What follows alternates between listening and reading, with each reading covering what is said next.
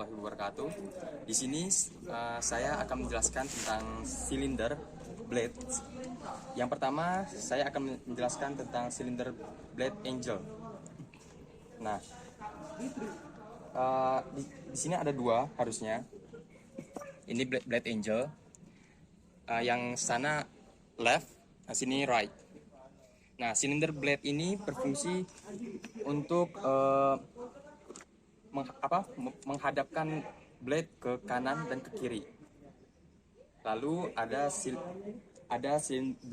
silinder blade lift yang ini. Kan seperti biasa left and right. Nah, silinder blade lift ini berfungsi untuk mengangkat blade ke atas dan ke bawah. Lalu ada juga silinder blade tilt. Nah, yang ini komponennya. Ini blade tilt berfungsi untuk memutar sedikit ke kanan dan ke kiri blade. Lalu ada air bleeding valve. Nah, seharusnya di sini, tapi karena komponennya tidak ada, jadi saya akan jelaskan saja. Silinder air bleeding valve ini berfungsi untuk melepaskan udara atau gas yang tersimpan secara otomatis di sistem pemanas. Jadi dia akan dilepaskan melalui air bleeding valve ini. Lalu saya akan menjelaskan tentang hydraulic pump. Hydraulic pump harusnya di sini, tapi karena nggak ada saya akan jelaskan. Hydraulic pump itu berfungsi untuk mengalirkan cairan.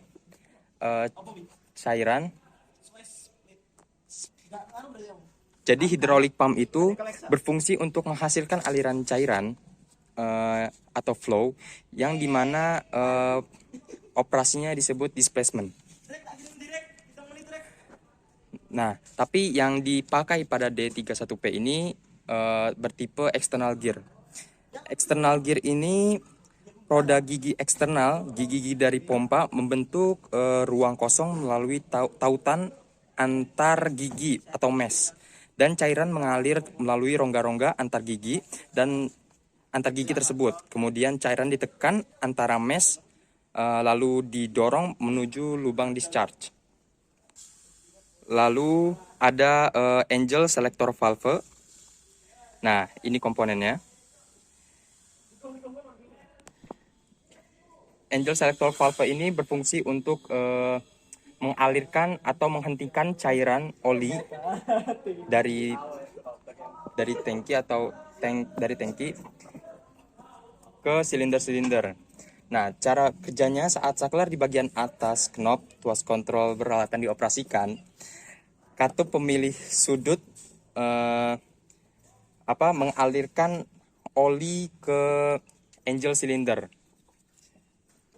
Lalu saat angel selector valve itu di switch off, maka aliran minyak ke angel silinder itu dipotong atau di-cut. Dan oli hanya mengalir ke silinder tilt silinder untuk memungkinkan blade tilt itu beroperasi. Lalu selanjutnya saya akan menjelaskan tentang hydraulic control valve, dua spool control valve. Nah, yang ini maksudnya dua spool control valve itu ada dua spoolnya. Ada dua spoolnya. Nah, ini berfungsi untuk mengalirkan tenaga dari control valve. Nah, dialirkan tenaganya melalui ini. Nah, lalu ada hydraulic control valve blade tilt spool. Nah, yang ini blade tilt spool ada port A2 sama B2. A2 sama B2. Ini untuk blade tilt spool. Lalu ada hydraulic control valve blade angel dan lift spool, itu yang sebelah sana. Nah, itu sama dia house-nya atau pipe-nya.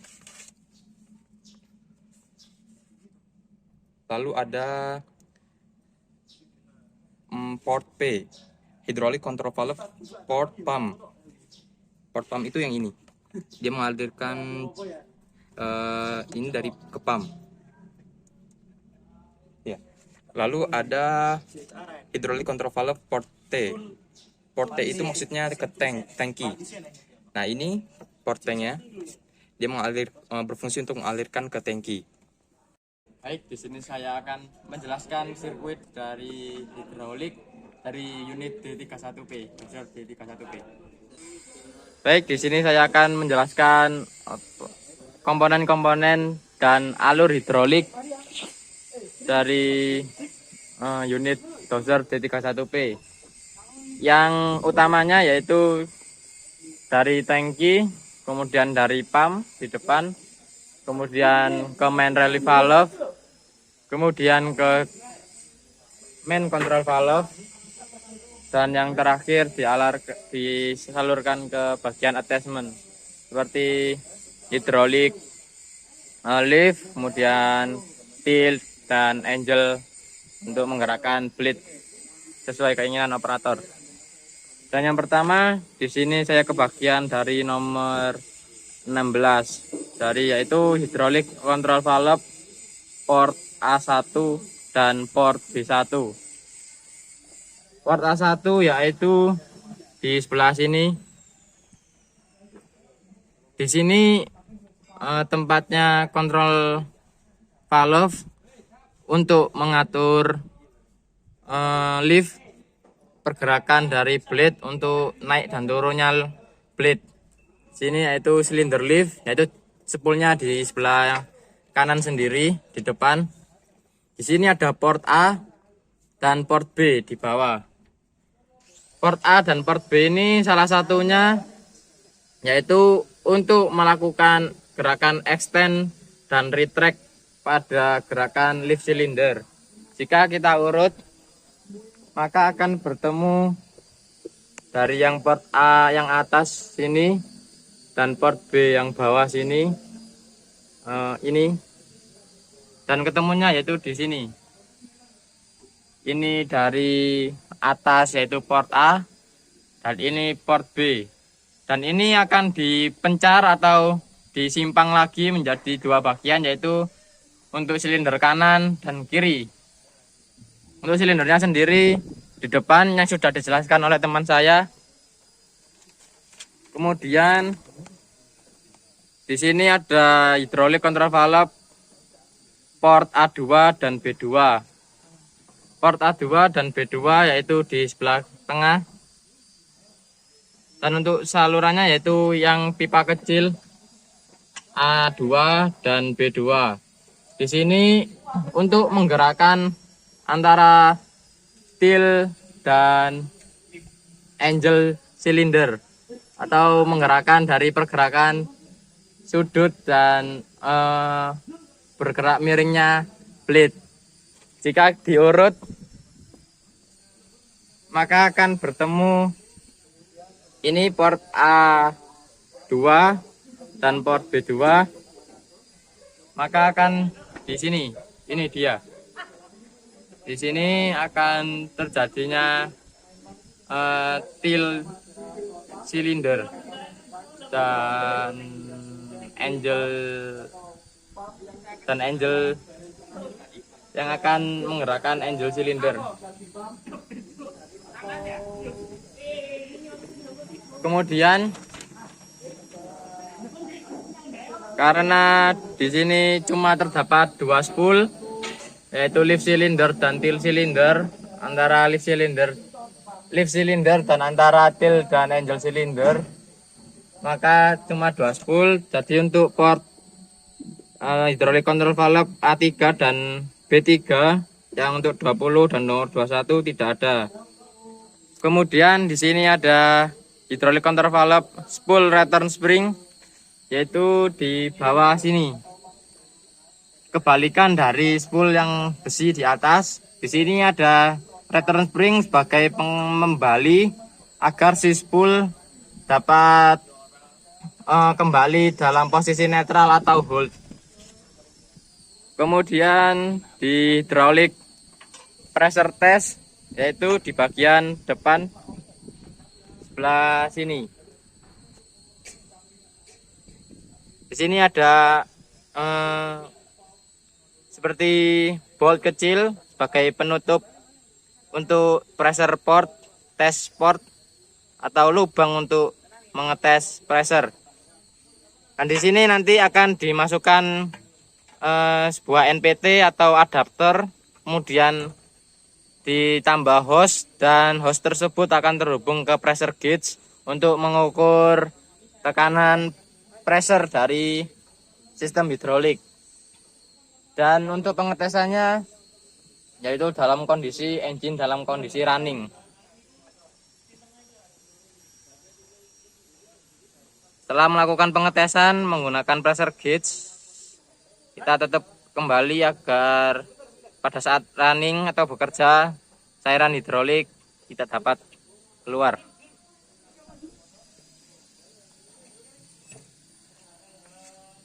Kemudian nomor 24 dan 25 yaitu silinder bottom dan silinder head. Silinder bottom dan silinder head yaitu terdapat di bagian silinder atau aktuator. Dan aktuator di sini kebanyakan menggunakan double acting silinder. Dan untuk silinder head sendiri yaitu bagian atas atau kepala, dan silinder bottom yaitu yang di dalam, yang dilengkapi dan dipasang seal untuk menjaga ruang silinder agar tetap bersih dan terhindar dari kebocoran serta kotoran, debu dan lainnya. Kemudian ke bagian hydraulic filter yaitu di sebelah sini. Hydraulic filter ini yaitu untuk menyaring atau memfilter ketika sudah cairan hidrolik atau oli hidrolik sudah bekerja. Kemudian di sini dari kontrol valve akan dikembalikan lagi melalui selang hose, kemudian melalui filter, dan untuk menjaga di oil tank agar bersih maka harus melalui oli hidrolik filter terlebih dahulu untuk menyaring oli hidrolik terlebih dahulu sebelum masuk ke oli hidrolik tank. Kemudian nomor 27 hidrolik tank yaitu di sebelah sini, dan di ini seperti ini. Dan di sini di hidrolik tank ini berfungsi sebagai tempat penyimpanan oli hidrolik dan sebagai tempat pendinginan oli hidrolik ketika tidak digunakan. Di sini ada semacam kaca untuk pengecekan level oli hidrolik. Dan untuk pengecekannya yaitu mengisinya tidak boleh terlalu penuh, karena jika penuh kebanyakan oli hidrolik itu bening warnanya. Jadi kalau penuh kemungkinan seorang operator atau mekanik saat mengecek itu tidak terlihatan kalau itu sudah ada isinya. Jadi diusahakan antara batas merah ini di sini, di tengah-tengah atau di atasnya sedikit, agar dapat mengetahui posisi level oli hidrolik. Kemudian nomor 28 suction safety valve dan 29 main relief valve. Di suction relief valve dan main relief valve ini sebenarnya fungsinya hampir sama, yaitu untuk mengembalikan oli saat pressure berlebihan.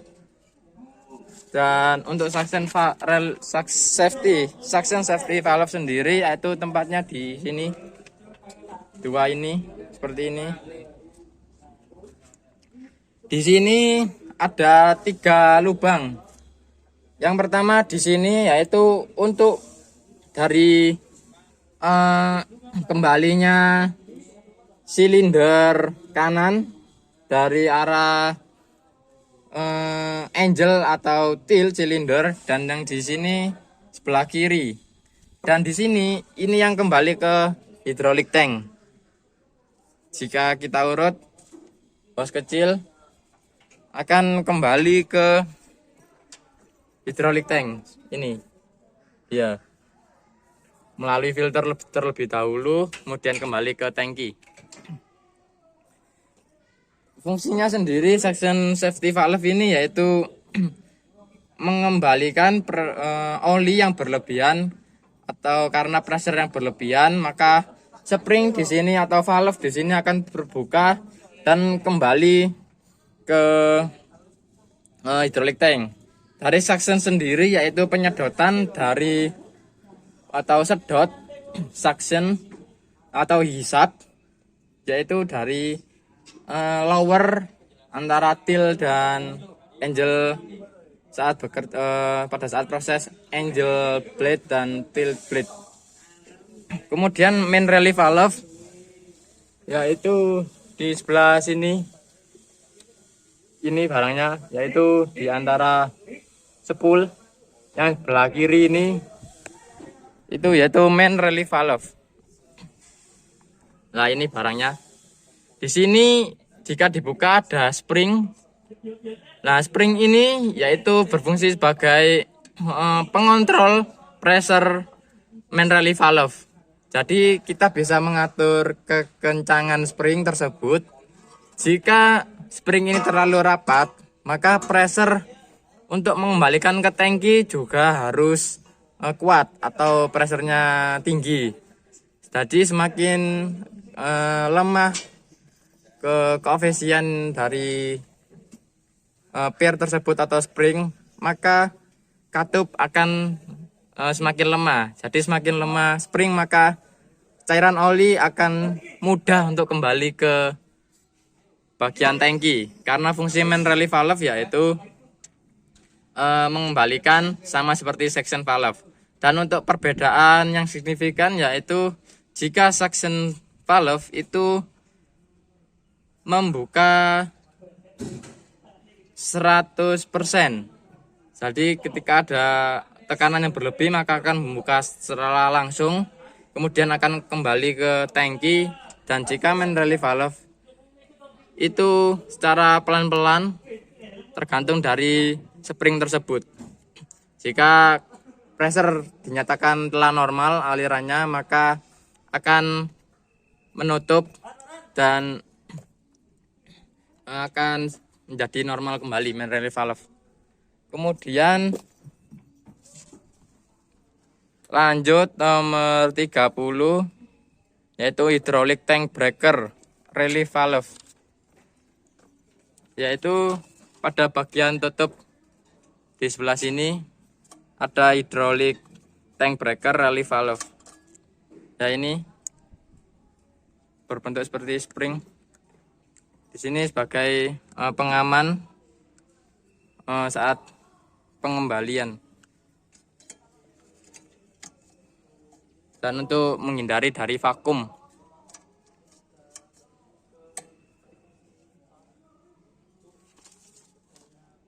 Kemudian ke hydraulic control lever. Dan yang terakhir karena jadi satu yaitu blade lock lever, yaitu pada bagian sini. Di sini terdapat lever dari pergerakan blade. Dan jika kita saya gerakan, maka spool yang di sini akan bergerak. Jika saya gerakan mundur, maka lift spool akan tertarik. Dan jika saya lepaskan, maka akan posisi hold. Dan jika saya akan dorong lever, maka akan lift spool ini akan tertarik ke dalam. Dan untuk mengembalikan jika tertarik ini menggunakan spring yang di bawah. Jika saya gerakan ke kiri, maka spool yang di sebelah kirinya akan tertarik keluar. Dan jika saya akan lepaskan akan hold atau normal. Dan jika saya akan gerakan ke kanan, maka gerakan spool tersebut masuk ke dalam. Dan untuk pergerakannya, jika saya lihat dari SM atau sub manual dari OMM dari doser, yaitu cara pengendalian lever atau pengoperasiannya, yaitu di sini itu harus sebenarnya ada selektor switch atau saklar pilih untuk pilihan angel dan tilt. Jadi ketika selektor off maka akan terjadi tilt, dan selektor on maka akan mengaktifkan angel. Dan untuk pergerakannya, yaitu ketika saya tarik ke belakang maka akan terjadi pergerakan blade rise atau blade lift rise. Jadi lift akan naik atau rise, dan kemudian jika saya tarik ke atau dorong jika dari arah operator maka akan terjadi lower. Kemudian jika saya tarik ke belakang lagi sampai mentok maka akan terjadi float. Dan kemudian jika saya gerakkan ke kiri dari arah operator maka pergerakan blade akan til ke kiri, kemudian ke kanan dari arah operator maka akan til kanan. Dan jika selektor di sini on, jika ke kiri maka akan menghasilkan pergerakan angel, lift angel ke kiri. Dan jika selektor on pada posisi kanan dari arah operator maka angel akan ke kanan, lift angel akan ke kanan. Blade angel blade akan ke kanan.